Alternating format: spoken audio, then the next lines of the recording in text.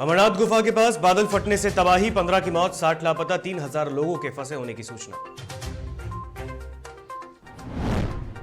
31 जुलाई को बिहार में होगी बीजेपी की अहम बैठक, पार्टी के राष्ट्रीय अध्यक्ष जेपी नड्डा बैठक में होंगे शामिल। राष्ट्रपति चुनाव को लेकर कांग्रेस के राष्ट्रीय महासचिव का बड़ा बयान, चुनाव जीतने के लिए ईडी, सीबीआई जैसे एजेंसियों का सहारा लेती है बीजेपी। भारत और इंग्लैंड के बीच आज खेला जाएगा दूसरा टी20 मुकाबला, मैच में कई बदलाव के साथ उतर सकती है टीम इंडिया।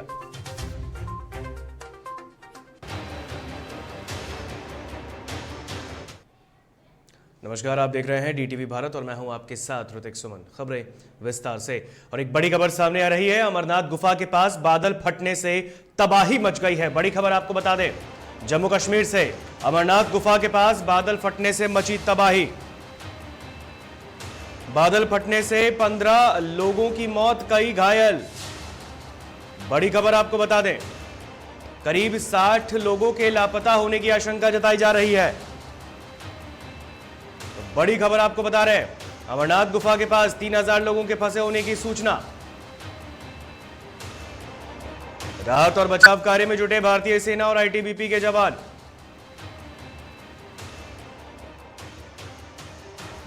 दक्षिण कश्मीर में स्थित पवित्र अमरनाथ गुफा के पास शुक्रवार शाम को बादल फटने से आई आकस्मिक बाढ़ से कम 15 लोगों की मौत हो गई है, जबकि कई घायल हो गए हैं और 50-60 लोग के लापता होने की आशंका है। मीडिया रिपोर्ट्स के मुताबिक 60 लोग लापता हैं और अमरनाथ गुफा के पास और पंचतरणी में 2 से 3000 लोगों के फंसे होने की सूचना भी है। भारतीय सेना और आईटीबीपी के जवान राहत और बचाव अभियान में जुटे हैं। पुलिस और राष्ट्रीय आपदा मोचन बल के कर्मी भी बचाव अभियान में लगे हैं। और इस खबर पर बातचीत करेंगे, अधिक जानकारी साझा करेंगे हमारे साथ हमारी सहयोगी शर्मिला चौहान फोन लाइन पर जुड़ी है। शर्मिला, जम्मू कश्मीर में एक भीषण त्रासदी हुई है, अमरनाथ गुफा में बादल फटने से तबाही मच गई है, करीबन 15 लोग की मौत हो चुकी है।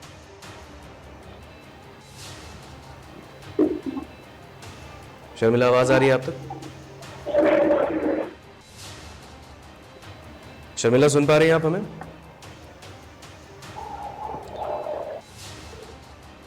लगता है उनसे संपर्क हमारा नहीं हो पा रहा है। तो आपको ये बता दें, एक बहुत बड़ी खबर है ये, आसमानी आफत ने करीबन 15 लोगों को जद में ले लिया है। 15 लोगों की मौत की खबर है फिलहाल। और आपको बता दें, ये तस्वीर आप देख रहे हैं, बादल फटने के बाद किस तरीके से तबाही वहां पर मची है। करीब 60 लोगों के लापता होने की भी आशंका जताई जा रही है। अमरनाथ गुफा के पास बादल फटने से तबाही मची हुई है। इस खबर पर बातचीत करने के लिए एक बार फिर से हमारे साथ हमारी सहयोगी शर्मिला चौहान फोन लाइन पर जुड़ी हुई हैं। शर्मिला, आसमानी आफत ने 15 लोगों को अपने जद में ले लिया है। बिल्कुल, और ये कह सकते हैं कि प्राकृतिक कहर है जिसे कोई नहीं रोक सकता है, लेकिन फिलहाल करीब 15 लोगों की इसमें मौत हुई है। और आपको बता दें कि बादल फटने के कारण इस आपदा में करीब 15 लोगों की मौत हुई है, जबकि अभी कई लोग जो है वो लापता बताए जा रहे हैं। और ऐसे में लगातार उनका रेस्क्यू भी हो रहा है। और कहीं ना कहीं यह हादसा बहुत दुखद है। इसको लेकर लगातार जो विभाग है और जितने भी अधिकारी हैं, एनडीआरएफ, एसडीआरएफ की जो टीम है वो लगातार इस पर रेस्क्यू कर रही है। और इस हादसे को लेकर लगातार जो टीम है वो काफी अलर्ट है। इससे पहले भी जब हम अगर बात करें अमरनाथ यात्रा की, तो काफी जो लोग हैं उनकी जो यात्रा को लेकर तैयारियां की गई थी। करीब 130 श्रद्धालु अमरनाथ यात्रा पर गए थे, लेकिन जो हादसा हुआ इसमें 15 श्रद्धालुओं की फिलहाल जान चली गई है। और आपको ये भी बता दें कि पीलीभीत के श्रद्धालुओं की एक टीम गई थी। और ऐसे में 130 श्रद्धालु जो अमरनाथ यात्रा पर गए थे, 2 बसों से वो 130 जो श्रद्धालु थे वो गए हुए थे। और ये हादसा हुआ है, ये फिलहाल बहुत दुखद है। शर्मिला, अगर ऐसे में देखा जाए तो बीते दिनों ही वहां पर प्रशासन ने रोक लगाई थी, अस्थायी तरीके से रोक लगाई थी, क्योंकि मौसम वहां पर खराब चल रहा था। चंदनबाड़ी और पहलगाम में वहां पर रोक दिया गया था जत्था को। और ऐसे में उसके बाद वापस से जब मौसम ठीक हुआ, जत्था को फिर से रवाना किया गया। 44,000 लोगों ने अब तक दर्शन भी कर लिया। और ऐसे में एक बहुत बड़ी त्रासदी है कि 15 लोगों की मौत हो गई है, करीबन हजारों लोगों के लापता होने की भी खबर है। शर्मिला, बिल्कुल, कई लोग लापता हैं और ऐसे में लगातार रेस्क्यू चल रहा है ऋतिक। और ये बिल्कुल काफी आहत कर देने वाली खबर है। लगातार अगर हम बात करें प्राकृतिक कहर की, तो ऐसे में अभी अब तक प्राकृतिक कहर से इस महीने या बीते महीनों की बात कर ले तो कई लोगों की जान जा चुकी है। भूस्खलन से कई लोगों की जान जा रही है, बाढ़ से कई लोगों की जान चली गई है, हम असम में भी देख रहे हैं। और ऐसे में जब प्रशासन अलर्ट मोड पर था तो कहीं ना कहीं इस तरह की लापरवाही नहीं बरतनी चाहिए थी। और जो हुआ है फिलहाल रेस्क्यू भी चल रहा है। अब देखना ये होगा कि जो मौत की जो आंकड़े हैं वो संभावित है कि जो आंकड़े और भी ज्यादा बढ़ सकते हैं। बिल्कुल, चलिए बहुत बहुत शुक्रिया शर्मिला इस खबर पर अधिक जानकारी हमसे साझा करने के लिए। तो आपको बता दें जम्मू कश्मीर में अमरनाथ गुफा में बादल फटने से करीबन 15 लोगों की जान जा चुकी है और ऐसे में करीब 60 लोग वहां से गायब भी हैं। और आपको बता दें कई लोग इस पूरे जो वहां पर आसमानी आफत आई है उसमें लोग घायल हो गए हैं, बुरी तरीके से जख्मी हो गए हैं। राहत बचाव का कार्य वहां पर जारी है, जिला प्रशासन की टीम वहां पर है, साथ ही साथ NDRF और SDRF की टीमों को भी तैनात वहां पर किया गया है। चलिए एक और बड़ी खबर सामने आ रही है। 31 जुलाई को बिहार में बीजेपी की एक अहम बैठक होने वाली है। आपको बता दें ये बड़ी खबर आ रही है, 31 जुलाई को बिहार में बीजेपी की अहम बैठक। पार्टी के राष्ट्रीय अध्यक्ष JP नड्डा इस बैठक में शामिल होंगे। उनकी अध्यक्षता में बीजेपी की एक अहम बैठक बिहार में होगी 31 जुलाई को। बड़ी खबर आपको बता दें पार्टी के सांगठनिक गतिविधियों की समीक्षा की जाएगी। तो बड़ी खबर आपको बता रहे हैं 31 इस जुलाई के बीच में, जुलाई के अंत दिनों तक ही बीजेपी की एक अहम बैठक होने वाली है। और इस बैठक को लेकर बीजेपी की तैयारियां भी शुरू हो गई हैं। जो बीजेपी के राष्ट्रीय अध्यक्ष हैं JP नड्डा, उनकी अध्यक्षता में यह बैठक होगी। सांगठनिक तरीके से गतिविधियों की समीक्षा की जाएगी। तो बड़ी खबर है बिहार में बीजेपी की एक अहम बैठक होगी जुलाई के महीने में और ऐसे में इस बैठक का नेतृत्व करेंगे बीजेपी के राष्ट्रीय अध्यक्ष JP नड्डा। बड़ी खबर सामने आ रही है, बैठक को लेकर बीजेपी की तैयारियां भी शुरू हो चुकी हैं और ऐसे में सांगठनिक गतिविधियों की इस बैठक में समीक्षा की जाएगी।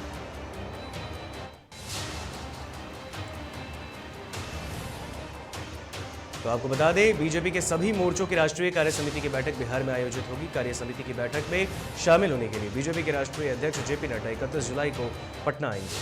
पटना पहुंचने पर JP नड्डा पार्टी का सांगठनिक गतिविधियों की समीक्षा करेंगे और इस बैठक को लेकर बीजेपी ने अभी से ही अपनी तैयारियां शुरू कर दी हैं। JP नड्डा के बिहार दौरे को लेकर शुक्रवार को बीजेपी की एक बैठक आयोजित की गई।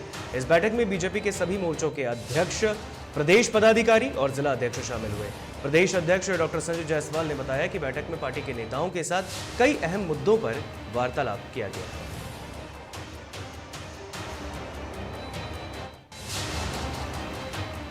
और कटिहार में कांग्रेस के राष्ट्रीय महासचिव तारिक अनवर ने राष्ट्रपति चुनाव को लेकर बड़ा बयान दिया। उन्होंने कहा है कि भाजपा कोई भी चुनाव जीतने के लिए ED, CBI और इनकम टैक्स जैसे एजेंसियों का सहारा लेते हैं। राष्ट्रपति चुनाव में भी छोटे दलों को दबाव में लाने के लिए यही हथकंडा अपनाया जा रहा है। देखिए ऐसा है कि क्योंकि जो सत्ताधारी दल है भाजपा, जिस तरह से वो अपने सत्ता का दुरुपयोग कर रहा है, यानी कहीं ED का इस्तेमाल कर रहा है, कहीं CBI का इस्तेमाल कर रहा है, कहीं इनकम टैक्स को यूज़ कर रहा है, तो जब वो इस बात पर आमादा हो कि हमको हर हालत में कोई भी चुनाव हो वो जीतना है, तो इस राष्ट्रपति चुनाव में भी हम लोगों ने देखा कि कई ऐसे मुख्यमंत्रियों को उनको दबाव में केंद्र सरकार ने लिया, मोदी जी की सरकार ने लिया। उनको ED का नोटिस है उनके पास, उनको दूसरा एक प्रकार से धमकी दी जाती है कि अगर आप नहीं साथ दीजिएगा तो आगे कार्रवाई होगी। चलिए खबरों में आगे बढ़ते हैं और अब बातचीत कर लेते हैं बिहार की खबरों को लेकर। तो ऐसे में लखीसराय से खबर आ रही है। लखीसराय सदर थाना क्षेत्र के अशोक धाम में मंदिर की भूमि पर अवैध अतिक्रमण हटवाने गई प्रशासनिक टीम और पुलिस बल पर असामाजिक तत्वों ने पथराव कर दिया है। इसमें 3 से 4 अधिकारियों के घायल होने की बात सामने आ रही है। वहीं अतिक्रमण हटाने में प्रयोग किए गए JCB को भी क्षतिग्रस्त कर दिया गया है। बताया जा रहा है कि प्रशासन द्वारा अतिक्रमित जमीन को मुक्त करवाने के बाद उसका बैरिकेडिंग किया जा रहा था, जिसका स्थानीय ग्रामीण और दुकानदारों ने विरोध किया। इस दौरान विरोध कर रहे लोगों में कुछ असामाजिक तत्वों के द्वारा पथराव कर दिया गया। हालांकि प्रशासन के द्वारा मौके पर अतिरिक्त पुलिस बल की तैनाती कर दी गई है और स्थिति को अपने नियंत्रण में लिया गया है।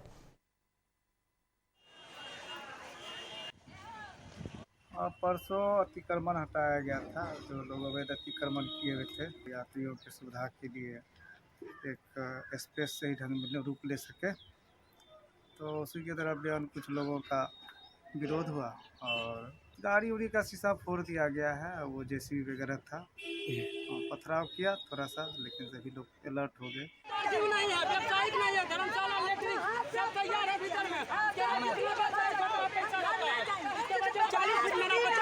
सवाल हम देख सकते हैं।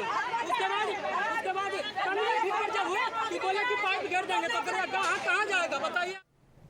नालंदा जिले के मानपुर थाना क्षेत्र में नशे में धुत युवक ने चाचा समेत 2 लोगों को चाकू मारकर घायल कर दिया। घटना के बारे में जख्मी की पत्नी ने बताया कि नशे में धुत पिंटू पंडित घर आया और पहले तो बेजुबान को चाकू मारा, जिसका विरोध करने पर चाचा समेत 2 लोगों को भी चाकू मारकर उसने घायल कर दिया। इधर घटना की जानकारी मिलते ही पुलिस ने इलाज के लिए सदर अस्पताल बिहार शरीफ में उन्हें भर्ती कराया है, जहां उन्हें पावापुरी मेडिकल कॉलेज भेज दिया गया है। और इधर मानपुर थानाध्यक्ष ने बताया कि आरोपी को हिरासत में ले लिया गया है।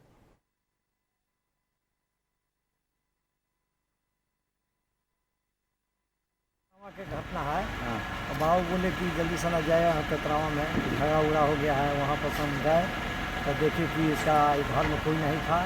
और जो गए तो पता चला कि 2 आदमी रेफर हो गया है सदर हॉस्पिटल।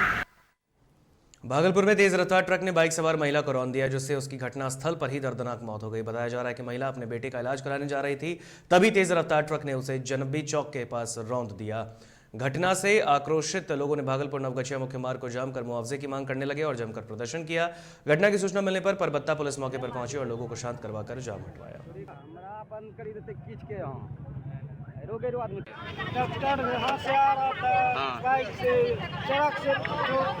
और उसके बाद फिर थाना प्रभारी का फोन गया, और उसके बाद हम यहाँ पहुँचे हैं तो सारे अपने पंचायत के जितने मेरे सामाजिक लड़का लोग थे उनका परिजन, उससे भी हम बात किए। ये लोग मोटरसाइकिल चालक जब भागलपुर जा रहे थे और उधर से गाड़ी आ रही थी, उसी में गाड़ी ट्रक वाले जो तेजी में लापरवाही से चलाते हुए मार दिया। खगड़िया जिला के परबत्ता प्रखंड के उच्च विद्यालय कन्हैयाचक में स्कूल के खेलने के दौरान छत का छज्जा टूट गिरने पर एक साथ 3 छात्राएं घायल हो गई, जिसे परबत्ता के पीएचसी में प्राथमिक उपचार करने के बाद बेहतर इलाज के लिए सदर अस्पताल भेजा गया। घटना के बाद स्कूल में अफरा तफरी का माहौल हो गया। तीनों छात्र 9वीं क्लास की इंदिरा नगर रुपौली के रहने वाली हैं।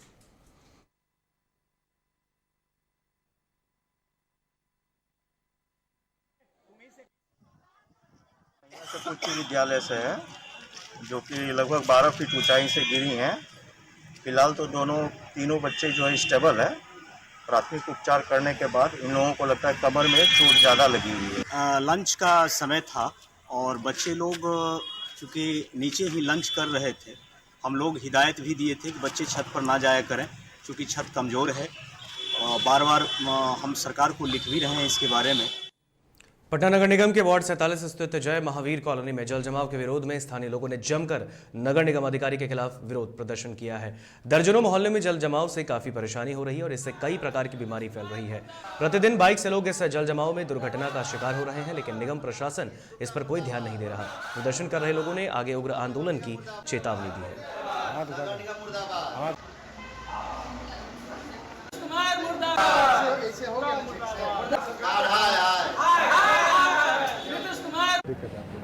वार्ड 47 में दर्जनों मोहल्ला ऐसे हैं जो डूबी रहती है। चाहे जैसे संदलपुर है, जय महावीर कॉलोनी हो गया, साकेतपुरी हो गई, कस्तूरबा कॉलोनी हो गई, 13B हो गई, श्याम मंदिर के पास गली हो गई, बैंक ऑफ बड़ौदा वाली गली हो गई, सारे गली डूबी हुई रहती है।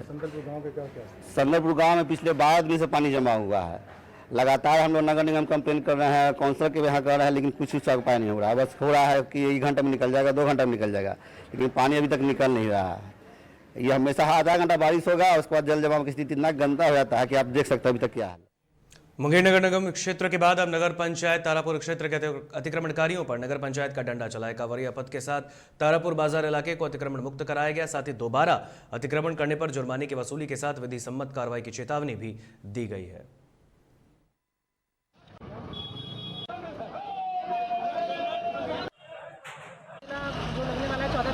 इसको देखते हुए हम लोग अतिक्रमण ड्राइव चलाया है। ये कांवरिया पथ में अतिक्रमण हटाया गया और तारापुर मुख्य बाजार पूरी तरह से साफ करवाया गया है, ताकि श्रावणी मेला शांतिपूर्ण और अच्छे तरीके से हो सके। बेगूसराय के मंझौल अनुमंडल मुख्यालय मंझौल में बकरीद पर्व को लेकर एसडीओ मुकेश कुमार के नेतृत्व में फ्लैग मार्च निकाला गया। फ्लैग मार्च के दौरान एसडीओ ने कहा कि पर्व के दौरान सोशल मीडिया पर खास नजर रखी जाएगी। 10 जुलाई को बकरीद मनाया जाएगा, जिसके लिए सुरक्षा व्यवस्था की तैयारियां पूरी कर ली गई हैं। फ्लैग मार्च निकालकर लोगों से शांति व्यवस्था बनाने की भी अपील की गई है।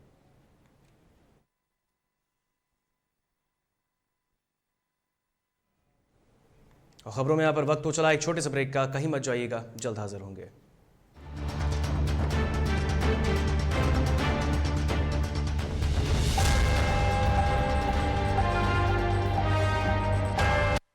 अबे गुड्डू ठीक से लगाओ बे, रिश्तेदार आएंगे तो उनको लगना चाहिए ना कि इस घर में हमारे चंदा का कितना मान सम्मान है और आज हम और हमारा परिवार कितना खुश है। हाँ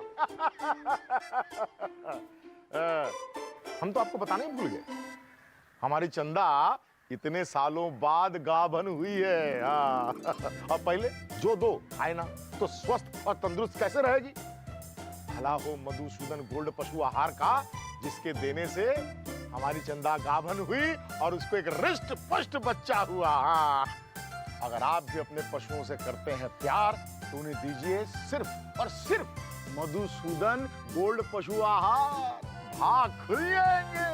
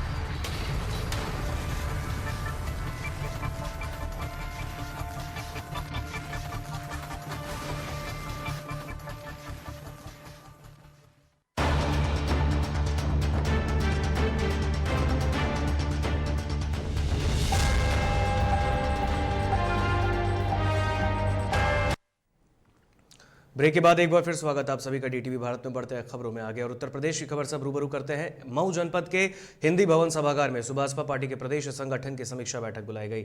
आपको बता दें, राष्ट्रपति चुनाव को लेकर सपा ने प्रेस कॉन्फ्रेंस किया था जिसमें सुभाषपा को नहीं बुलाया गया था, जिससे ओम प्रकाश राजभर नाराज चल रहे हैं। दोनों दलों के बीच मनमुटाव की खबरें सामने आ रही है और ओम प्रकाश ने कहा कि सपा तय करे कि गठबंधन रहे या न रहे।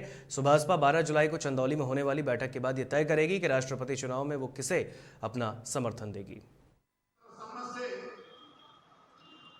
ये मीटिंग 1 जुलाई को होनी थी, तो 29 और 30 को काफ़ी बरसात हुई है। हम लोगों की राय आई कि इसको टाल करके आगे बढ़ा दिया जाए, तो फिर इसको 8 तारीख को देखा जाएगा। जिस तरह से अखिलेश जी ने कल आपको नहीं बुलाया मीटिंग में, तो क्या उसको लेकर के आज उस तरह की मीटिंग तो थी क्या? नहीं, हम देखिए, हमको कोई नाराजगी नहीं, बुलाना ना बुलाना, हम तो पूरा इसे देखता है कि घर घर पहुँचे हैं। आप लोगों के सहयोग से कोई दिन ऐसा नहीं है कि टीवी पर राजभर में दिख रहे हो। अखिलेश यादव के गठबंधन भर नहीं निभाया गया। अयोध्या में बन रहे मर्यादा पुरुषोत्तम भगवान श्री राम का एयरपोर्ट के निर्माण का कार्य एयरपोर्ट अथॉरिटी ऑफ इंडिया ने निर्धारित समय से आगे बढ़ा दिया है। अब भगवान श्री राम एयरपोर्ट मार्च 2023 तक बनकर तैयार होगा। इससे पहले इसका लक्ष्य दिसंबर 2022 तक रखा गया था, लेकिन इसका लक्ष्य अब बढ़ा दिया गया है। हालांकि रनवे का कार्य दिसंबर 2022 तक ही पूरा हो जाएगा। इसमें अतिरिक्त बिल्डिंग और अन्य कार्य मार्च 2023 तक पूरे होंगे। इसके अलावा लाइसेंस लेने में भी और समय लग सकता है। एयरपोर्ट के निर्माण कार्यों का सांसद लल्लू सिंह ने निरीक्षण किया और कार्य प्रगति की जानकारी ली।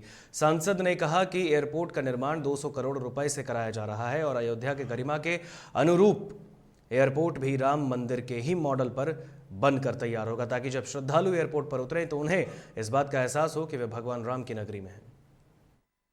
अड्डा जो बन रहा था, इसको देखने की इच्छा बहुत दिनों से थी, क्या किस प्रकार से काम चल रहा है। आज डायरेक्टर साहब के साथ और यहाँ के अधिकारियों के साथ इसको देखा गया और यहाँ का जो टारगेट है काम को पूरा करने का, वह मार्च तक का है और हमको विश्वास है कि अपने टारगेट को अचीव करेंगे। अम्बेडकर नगर में कांग्रेस अल्पसंख्यक विभाग ने पुलिसकर्मियों के खिलाफ कार्रवाई करने की मांग को लेकर ज्ञापन सौंपा। आपको बता दें, ये सहारनपुर पुलिस के खिलाफ कार्रवाई की मांग कर रहे हैं। दरअसल इनका कहना है कि पुलिस ने नुपुर शर्मा का विरोध कर रहे युवकों को गिरफ्तार कर उनकी बेरहमी से पिटाई की, जिसका वीडियो भी सामने आया, लेकिन पुलिसकर्मियों के खिलाफ अब तक कोई कार्रवाई नहीं की गई है। देश नेतृत्व के आह्वान पर अल्पसंख्यक विभाग द्वारा जो 15 जून को सहारनपुर में नुपुर शर्मा के विरोध में प्रोटेस्ट हुआ था, उसमें करीब 8-10 लड़के पकड़े गए थे और उनको पुलिस द्वारा बेरहमी से मारा गया था। उसका वीडियो वायरल किया गया था, जिसमें कांग्रेस अल्पसंख्यक का एक प्रतिनिधिमंडल जाकर के वहाँ के एसपी साहब से मिला था और उनसे कहा कि ये जो है सहारनपुर का वीडियो है और इस तरीके से नहीं होना चाहिए। उन्होंने कहा नहीं, ये सहारनपुर का वीडियो नहीं है। कल माननीय उच्च न्यायालय द्वारा उन लोगों का जो है जमानत, सशर्त जमानत, मतलब कोई मतलब वो क्या कहते हैं, कोई भी आरोप न लगा। हमीरपुर में नौनिहाल स्कूली बच्चों के मिड डे मील पोषाहार पर बंदरबाट का अध्यापक पर गंभीर आरोप लगाया। बच्चों को दिए जाने वाले पोषाहार पर अध्यापकों के बंदरबाट की खबर सामने आई और स्कूली बच्चों ने पोषाहार न देने का आरोप लगाया है, जिसका वीडियो भी वायरल हो रहा है। पूरा मामला राठ विधानसभा क्षेत्र के गाँव टिकूर का है। ना पड़े हो जहाँ ना हो, हम अगर मान के चले एक लीटर लाते हैं, ये बताइए साहब 20-2500, पहले हमारी बात सुनो, तो 5 दिन तो चलना चाहिए कि नहीं? अगर 20 लड़के खा रहे, पहली बात हमारी ये बताओ, पूरी बात सुन लो। हम कहते हैं खाना के लिए कभी इसको मना किया हो तो बता दी। वो तो कह रहा है मना किया है। कैसो? वो कह रहा है कि हमें कुछ नहीं देते। आ जाओ। और झाड़ और पिलाती है कि इतनी जल्दी जल्दी खत्म करती। बिल्कुल, जब मतलब कोई। बदायूं जिले के बिसौली में सरकारी खाद्यान्न में धांधली करने का मामला सामने आया है। दरअसल कोटेदारों का आरोप है कि सरकार की तरफ से राशन कार्ड धारकों को वितरण के लिए आई गेहूं भीगी हुई है। बताया जा रहा है कि गेहूं के वजन को बढ़ाने के उद्देश्य से ऐसा किया गया। वहीं ट्रक चालक मौके से फरार है। दूसरी ओर खाद्य पूर्ति अधिकारी मौके पर पहुंचकर मामले की जांच में जुटे हैं। इसमें गल्ला जो ज्यादा वेट बैठता है और गेहूं होता है कम। अच्छा, पूरी गाड़ी भीगी हुई है। शिकायत की किसी ने? और ट्रैक्टर, जो ट्रक का ड्राइवर है और कंडक्टर है, वो गाड़ी लॉक करके भाग गया। सूखेगा और सूखेगा, हम वितरण करेंगे तो वो कम होगा। जानकारी मिली कि ट्रकों में जो गोदाम से वो गल्ला आ रहा है वो गीला पहुंचाया जा रहा है। कोटेदारों द्वारा जानकारी जब प्राप्त हुई तो मैं यहाँ पहुंची हूँ, यहाँ पे स्थिति देख रही हूँ। बोरियों से निकलवा के गेहूँ मिला है, गेहूँ में निकलवा के उसका सैंपल लिया गया है। आगे जो भी कार्रवाई होगी उसी आधार पर कार्रवाई। चंदौली के अशोक नहर पुलिया के पास कोचिंग सेंटर में चोरी का मामला सामने आया, जिसके बाद एसपी ने मामले में कार्रवाई कर चोरी का खुलासा करते हुए एक शातिर को गिरफ्तार कर लिया है, जबकि दूसरा मौके से फरार है। पकड़े गए चोर के पास से 15 लैपटॉप, एक टीवी, तमंचा, कारतूस बरामद किया गया है। गिरफ्तार शातिर चोर मिर्जापुर का निवासी बताया जा रहा है। लगभग 7-8 दिन पहले एक चोरी हुई थी, जिसमें एक कोचिंग सेंटर है, वहाँ पे काफ़ी सारे लैपटॉप और टीवी वगैरह चोरी हो गए थे। उसमें लगभग सारा माल थाना बबूरी के द्वारा रिकवर कर लिया गया है। इसमें एक चोर भी अरेस्ट हुआ है। इसमें 15 लैपटॉप, एक टीवी बरामद हुआ, एक उसके पास तमंचा भी बरामद हुआ है।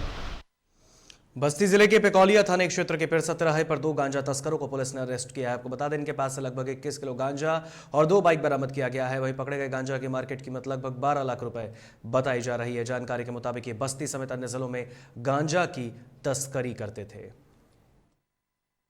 चलाए जा रहे अवैध मादक द्रव्यों के खिलाफ अभियान के तहत आज थाना पेकोलिया की पुलिस और जनपद बस्ती की एसओजी द्वारा 2 अपराधियों को गिरफ्तार किया गया है और उनके कब्जे से 21 किलो 900 ग्राम गांजा और 2 मोटरसाइकिल बरामद की गई है।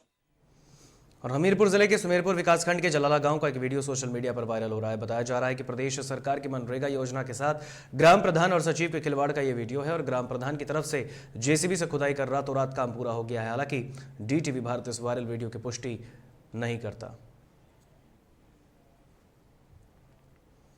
मिर्जापुर जिले में 18 मरीज कोरोना पॉजिटिव पाए गए। चीले थाना क्षेत्र के लखनपुर गांव में स्थित कस्तूरबा गांधी आवासीय बालिका विद्यालय में 12 छात्रा समेत 16 मरीज कोरोना पॉजिटिव पाए गए, जबकि 96 ब्लॉक के विजयपुर में 2 मरीज की पुष्टि हुई है, जिसके बाद विद्यालय को 13 जुलाई तक बंद कर दिया गया है। वही विद्यालय पहुंचे सीएमओ ने बताया कि जिले के सरकारी और प्राइवेट सभी अस्पताल में रहने वाले बच्चों की अब जांच की जाएगी। कितने कोरोना मरीज हैं अभी? अभी 18 मरीज। कहाँ क्या है? ये 16 यहाँ पे हैं, 2 पे विजयपुर में, बस।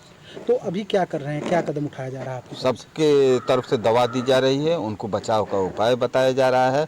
उनके घर में ये भी कहा जा रहा है कि कोई भी अगर आपको थोड़ा भी सिम्टम आ रहा है तो हमसे कांटेक्ट करें या नियरेस्ट पीएचसी से कांटेक्ट करें, तुरंत इलाज भी होगा और उनका टेस्ट भी होगा। सब साहिबगंज जिले में ईडी ने बड़ी कार्रवाई करते हुए करीब 18 जगहों पर ताबड़तोड़ छापेमारी की है। सुबह 5 बजे से यह कार्रवाई शुरू हुई और ये कार्रवाई मुख्यमंत्री हेमंत सोरेन के विधायक प्रतिनिधि पंकज मिश्रा सहित उनके सहयोगियों के ठिकानों पर हुई है।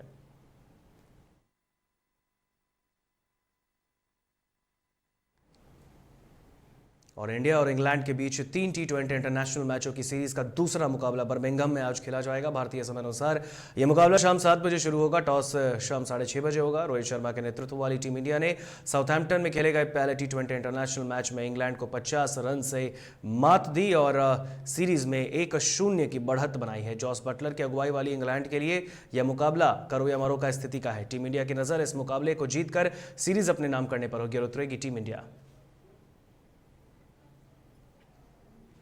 खबरों के सफर में यहां मुझे दीजिए इजाजत। देखते रहिए DTV भारत। नमस्कार।